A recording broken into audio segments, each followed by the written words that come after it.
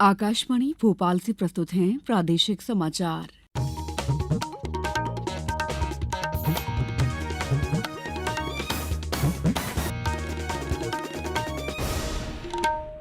नमस्कार, समाचारों के साथ मैं दीपा सिंह। सबसे पहले मुख्य समाचार।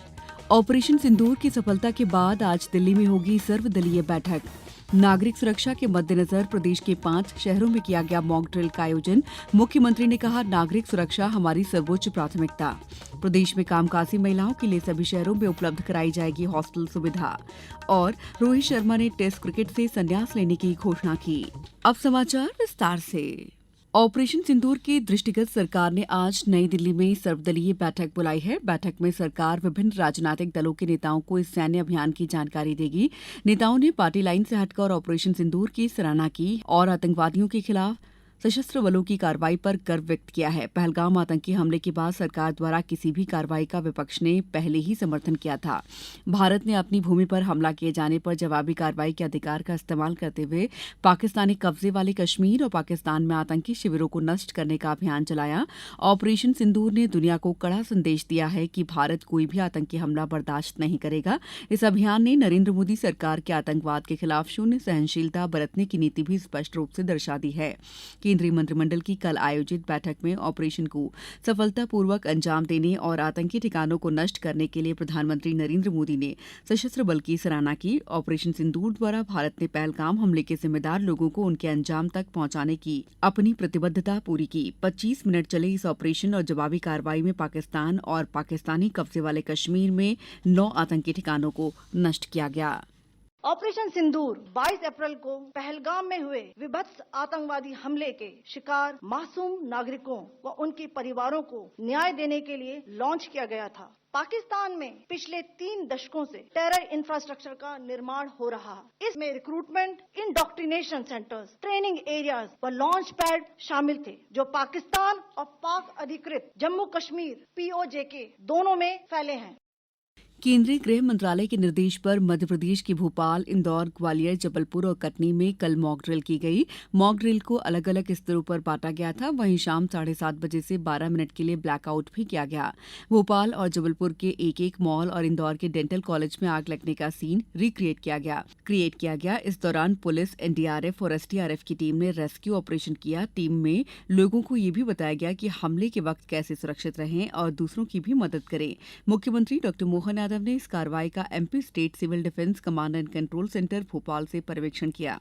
मॉक ड्रिल के बाद मुख्यमंत्री डॉ. मोहन यादव ने भोपाल में अधिकारियों के साथ उच्च स्तरीय बैठक की। उन्होंने जिलों के कलेक्टरों से नागरिक सुरक्षा और आपात स्थिति से निपटने के लिए किए गए मॉक ड्रिल की जानकारी ली। मुख्यमंत्री ने कहा कि प्रधानमंत्री नरेंद्र मोदी के नेतृत्व में देश के दुश्मनों के खिलाफ कड़ी कार्रवाई की गई है। उन्होंने कहा है कि नागरिक सुरक्षा हमारी सर्वोच्च प्राथमिकता है।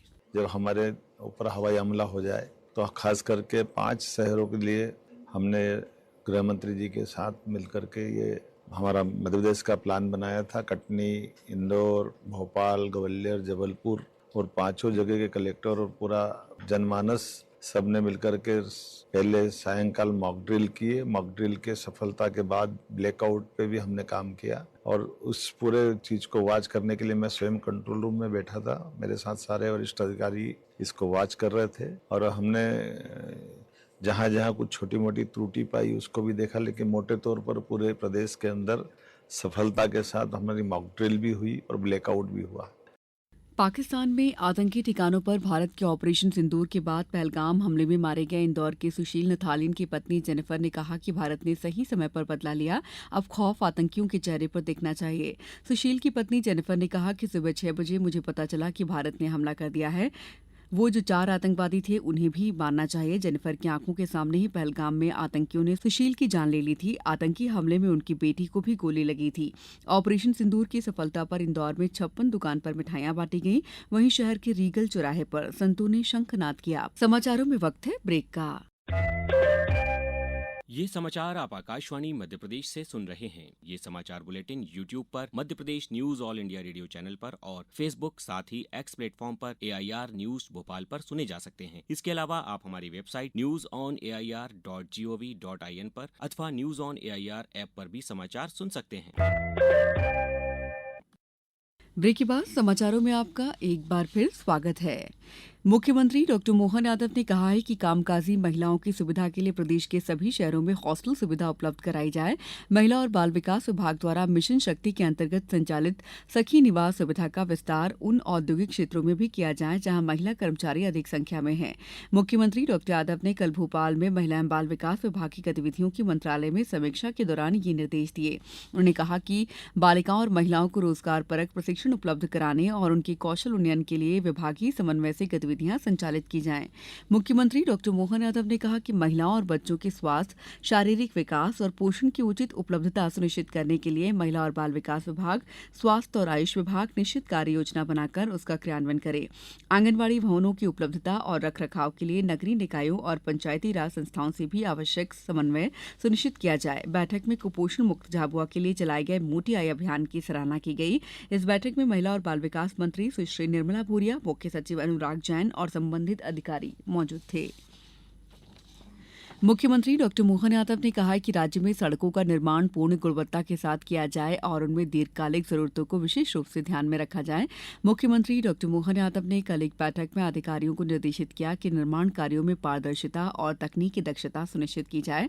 साथ ही सड़क परियोजनाओं के निर्माण में तय समय सीमा का पालन किया जाए ताकि जनता को जल्द से जल्द बेहतर आवागमन सुविधाएं मिल सके। मुख्यमंत्री डॉक्टर यादव ने कहा कि सड़क निर्माण में नवीन तकनीकों को अपनाया जाए और पर्यावरणीय मानकों का पालन कर पारिस्थितिकी संतुलन का भी ध्यान रखा जाए। बैठक में लोक निर्माण मंत्री और मध्यप्रदेश सड़क विकास निगम के उपाध्यक्ष राकेश सिंह के अलावा सभी प्रमुख अधिकारी उपस्थित थे। प्रदेश में जलगंगा संवर्धन अभियान संचालित किया जा रहा है। अभियान का शुभारंभ मुख्यमंत्री डॉक्टर मोहन यादव ने उज्जैन से 30 मार्च को किया था, जो 30 जून तक जारी रहेगा। अभियान के तहत नदियों, तालाबों, कुओं और बावड़ियों तथा अन्य जल स्रोतों की गाद निकासी, सफाई, सीमांकन और पुनर्जीवन का कार्य किया जा रहा है। क्रिकेट खिलाड़ी रोहित शर्मा ने तत्काल प्रभाव से टेस्ट क्रिकेट से संन्यास लेने की घोषणा कर दी है। उन्होंने सोशल मीडिया पोस्ट के जरिए इस बात की जानकारी दी। रोहित शर्मा ने 67 टेस्ट मैच में 40.57 की औसत से 4,301 रन बनाए हैं। इनमें 12 शतक और 18 अर्धशतक शामिल हैं। इसी बीच 38 वर्षीय रोहित एक दिवसीय अंतर्राष्ट्रीय क्रिकेट मैचों में भारत का प्रतिनिधित्व करते रहेंगे। It's a huge honor and obviously the great feeling to be captaining India in all three forms. So big cheer when he came out to bat. He's the local boy, Rohit Sharma. Man, a century on debut for a very, very fine young batsman. Very well played. The 14th Indian to get 100 on debut.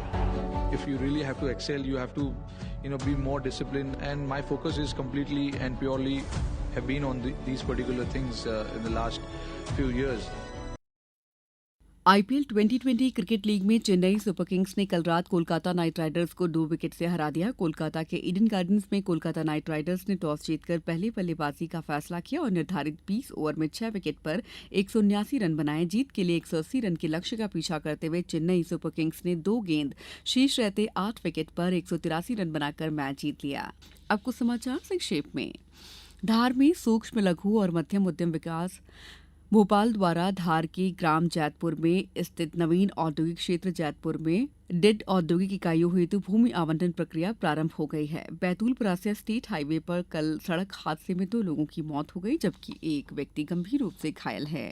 Raisen में जिला सड़क सुरक्षा समिति की बैठक collector Arun Kumar Vishwakarma की अध्यक्षता में कलेक्ट्रेट सभाकक्ष में संपन्न हुई।